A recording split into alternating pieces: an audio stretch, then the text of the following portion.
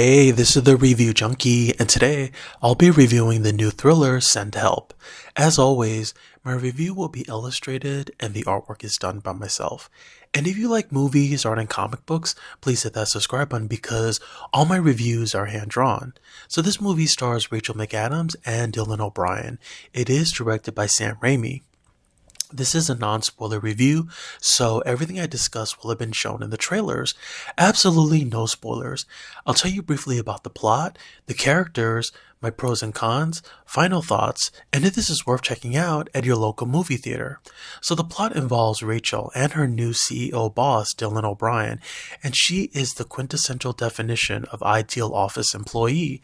But all of that gets ignored because when all those assets don't come in a pretty package, you're basically rendered useless.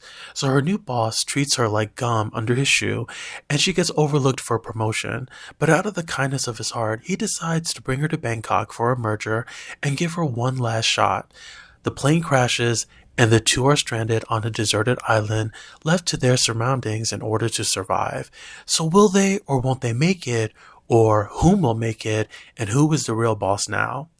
So we have Regina George and Thomas, the kid from the Maze Runner films.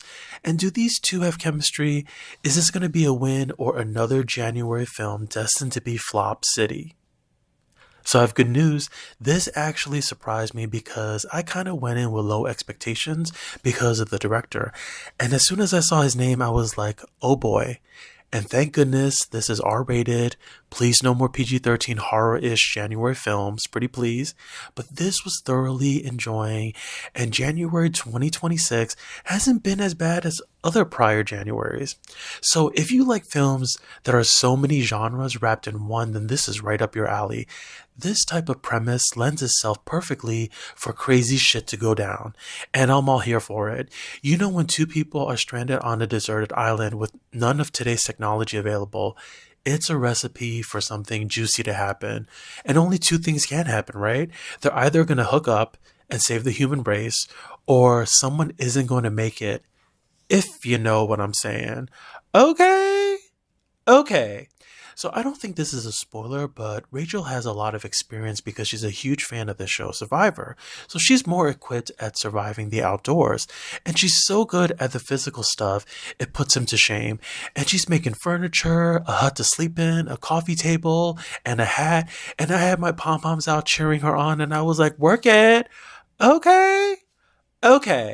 So I like the whole boss and subordinate dynamics and who is really in charge.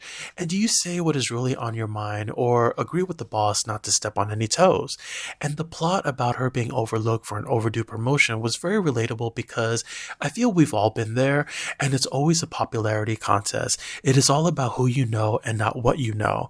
And the big highlight here for me is Rachel's performance because I feel she's very likable and always seemed like the girl next door to me, even when she was playing Regina George. It was nice to see her challenge herself and see her outside of her comfort zone and take on this really juicy role.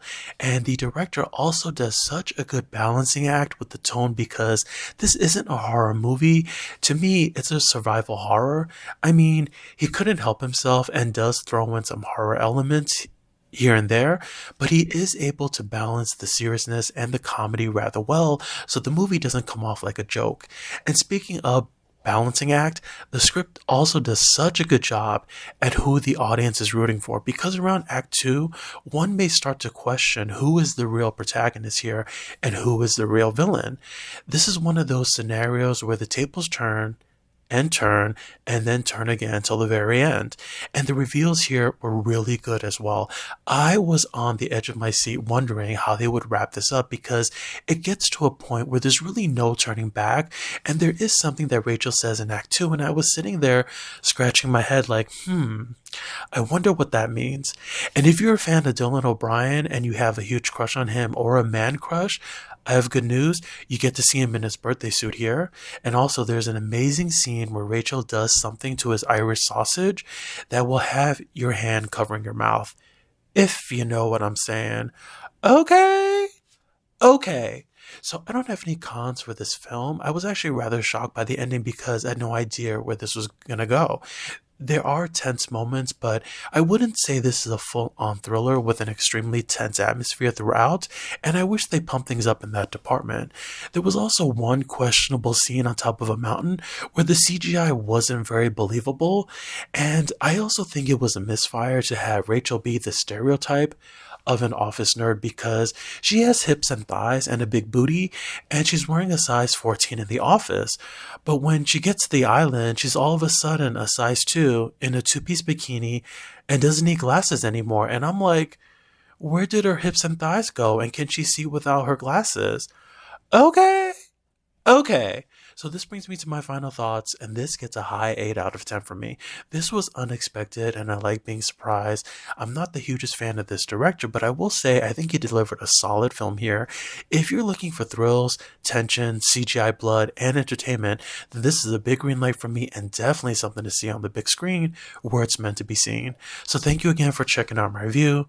If you like, please subscribe, helps the channel out a lot. Hit that thumbs up button, leave your comments below, and feel free to share this with your friends. And if you happen to have a movie you'd like me to review, please let me know. I'd be happy to watch and illustrate it for a future video. Thanks again, and I hope the pictures put a smile on your face.